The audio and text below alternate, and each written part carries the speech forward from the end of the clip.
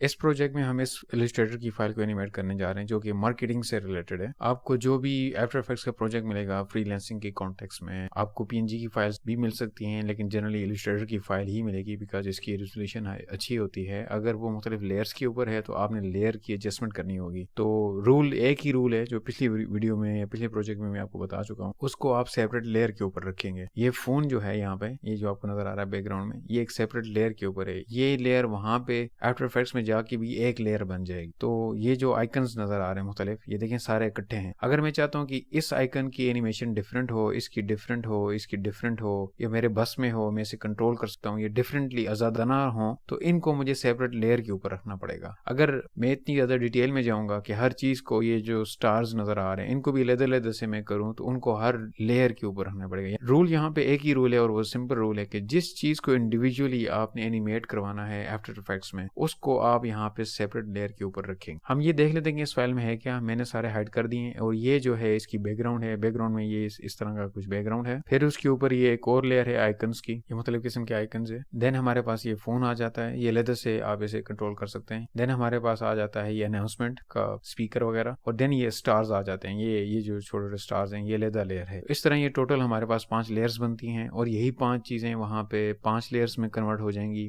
After effects में, और इनको हम कंट्रोल कर सकते हैं। अगर आप चाहते हैं ना कि ये स्टार्स, ये आइकन डिफरेंट हो जाए उससे, इसको अगेन पकड़ के आप ऊपर कर सकते हैं या मेन लेयर के तौर पे इसको ले सकते हैं। तो ये आपका काम होता है कि आपने अपनी अंडरस्टैंडिंग के मुताबिक इसको कैसे करना है। तो ये हमारी इलस्ट्रेटर की फाइल रेडी है। इसको अभी हम खोलते हैं आफ्टर इफेक्ट्स में, इंपोर्ट करते हैं। तो ये हमारा आफ्टर इफेक्ट्स आ गया। तो मैं एक नया प्रोजेक्ट यहाँ से लेता हूँ, ये मेरी होम स्क्रीन है। मैं एक नया प्रोजेक्ट पे चला जाता हूँ तो इस तरीके से खुल जाता है। मैं इस दफा ड्रॉप एंड ड्रैग से इसको लेके आऊंगा। अभी मैं इलस्ट्रेटर की फाइल को ड्रैग करके प्रोजेक्ट पैनल के ऊपर छोड़ता हूँ, तो ये मुझे मजीद ऑप्शन देता है कि इंपोर्ट एज कंपोजिशन या फुटेज। तो फुटेज को हम थोड़ा सा डिस्कस कर लेते हैं। फुटेज क्या है? मर्ज लेयर्स, कि वो सारी लेयर्स को मर्ज करके एक इमेज बना देगा। मैंने ओके कर दिया just for the sake of this कि ये फुटेज के तौर पे ले आया है, ये एक इमेज के तौर पे है। देखें ये इसमें आप मुख्तलिफ इंडिविजुअल कंपोनेंट्स को सिलेक्ट नहीं कर सकते, ये सारी चीजें एक ही दफा सिलेक्ट हो रही हैं। जो मेरा सारा पर्पस था इसको मुख्तलिफ लेयर्स में बनाने का, वो सारा खत्म हो चुका है यहाँ पे। ये यूजलेस है मेरे लिए। तो फुटेज में क्या करता है कि उसके पास 2 ऑप्शन होते हैं। एक तो ये है कि सारी लेयर्स को मिला के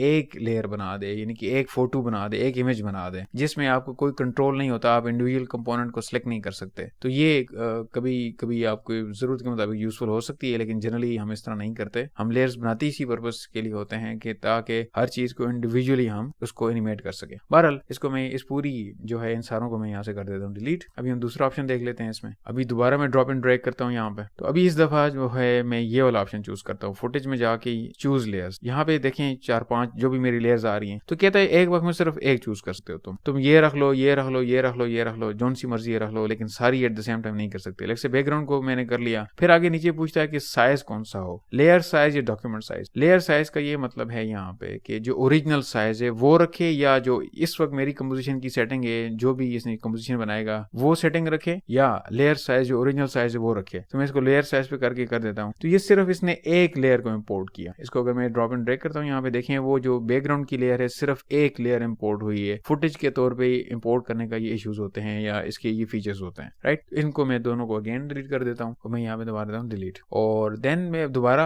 आखिरी दफा इसको करता हूँ इंपोर्ट यहाँ पे। तो यहाँ पे फुटेज की बजाय मैं करूंगा कंपोजिशन। कंपोजिशन का मतलब यहाँ पे लेयर साइज मतलब ओरिजिनल साइज, जो कि दूसरी तरह इंपोर्ट करने से आता है रिटेन लेयर साइज। ये वही ऑप्शन है लेयर साइज वाला, राइट। इसको मैंने कर दिया ओके। अगर मैं इसको डबल क्लिक करके यहाँ से खोलता हूँ तो यहाँ पे मुझे वो इलस्ट्रेटर की सारी लेयर्स उसी तरतीब से नजर आ रही हैं जिस तरतीब से मैंने रखी थी। बैकग्राउंड की लेयर नीचे है, फिर उसके ऊपर आइकॉन है, उसी तरतीब से सेम ऑर्डर है। तो लेयर का ऑर्डर भी मैटर करता है यहाँ पे। अगर मैं बैकग्राउंड को ऊपर लेके आऊँ तो ये सबसे ऊपर आ जाएगा, जिस तरह इलस्ट्रेटर में होता है या फोटोशॉप में होता है। नीचे वाली लेयर सबसे नीचे होती है, ऊपर वाली लेयर सबसे ऊपर होती है। ये जनरल सेंस है, यहाँ पे सारों को पता होती है। तो ये इस तरीके से वही तरतीब है। तो यहाँ पे एक और मैंने प्रीवियस प्रोजेक्ट के बाद एक और कंपोजिशन बनाई थी जिसका ड्यूरेशन सिर्फ 3 सेकंड था। तो इसने वही ड्यूरेशन अभी उठा लिया है, राइट। तो अभी मेरा प्रॉब्लम ये है कि मैं ये जो एनिमेशन है एटलीस्ट 15 सेकंड तक मैं इसको लेके जाना चाह रहा हूँ। तो इस कंपोजिशन की मुझे साइज को, टाइम को एक्सटेंड करना पड़ेगा, ठीक है। तो इस करने के लिए यहाँ पे राइट क्लिक करें या यहाँ पे राइट क्लिक करें। ये सारी कंपोजिशन खुली हुई एक ही बात है। या इसको सिलेक्ट करके राइट क्लिक करके सेटिंग में जाएं, तो आप जिधर मर्जी आप जा सकते हैं। मैं यहाँ पे चला जाता हूँ कंपोजिशन सेटिंग में। तो यहाँ पे ड्यूरेशन जो है ये 3 सेकंड हुआ पड़ा है। तो मैंने ऑलरेडी आपको बताया मैं यहाँ पे करना चाहता हूँ 15। अगर मैं यहाँ पे 1500 लिखूंगा तो ये इस तरह इंटरप्रेट करेगा कि 15 सेकंड है और आगे 00 फ्रेम्स हैं उसके। तो आपने इसको लिख के ओके कर दिया तो इसने ड्यूरेशन जो है इसका बढ़ा के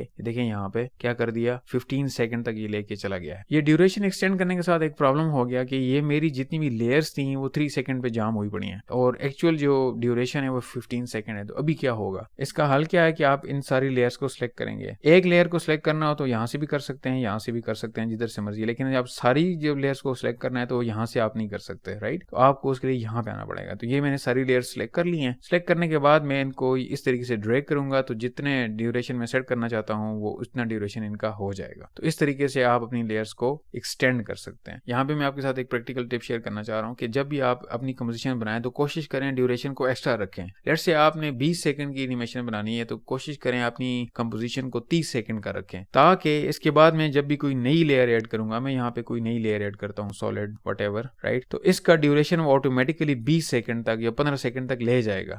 अगर मैंने पहले से ही शॉर्ट रखा हुआ है, 6 सेकंड रखा हुआ है कंपोजिशन का साइज, और दोबारा मैं लेयर ऐड करूंगा, मुझे हर लेयर को दोबारा से एक्सटेंड करना पड़ेगा, तो जो कि एक सूटेबल सोल्यूशन नहीं है। तो इसलिए यही रिकमेंड किया जाता है कि जब भी आपने कंपोजिशन बनानी है तो उसका साइज एक्स्ट्रा रखें, उसका टाइम जो है वो ज्यादा रखें। उसको शॉर्ट किया जा सकता है बड़ी आसानी के साथ, लेकिन उसको एक्सटेंड करते हुए आपने हर लेयर को इस तरीके से एक्सटेंड करना पड़ेगा। तो ये थोड़ी सी एक प्रोफेशनल टिप है जो आपके माइंड में होनी चाहिए। मैं इसको इस लेयर को जो बनाई है मैं इसको सेलेक्ट करके कर देता हूँ डिलीट। तो ये मेरी लेयर्स सारी एक्सटेंड हो चुकी हैं। शॉर्टकट कीज में नेक्स्ट किसी प्रोजेक्ट में बताऊंगा कि ये शॉर्टकट तरीके से आप कैसे कर सकते हैं लेयर्स को एक्सटेंड करके। ये प्रोजेक्ट जो है एनिमेशन के लिए रेडी है, सिवाय एक चीज की कि इसका बैकग्राउंड कोई नहीं है। तो नेक्स्ट वीडियो में हम ये डिस्कस करने जा रहे हैं कि आपकी कंपोजिशन में बैकग्राउंड कैसे ऐड किया जाता है, कौन सा सही तरीका है बैकग्राउंड ऐड करने का। तो मिलते हैं नेक्स्ट वीडियो।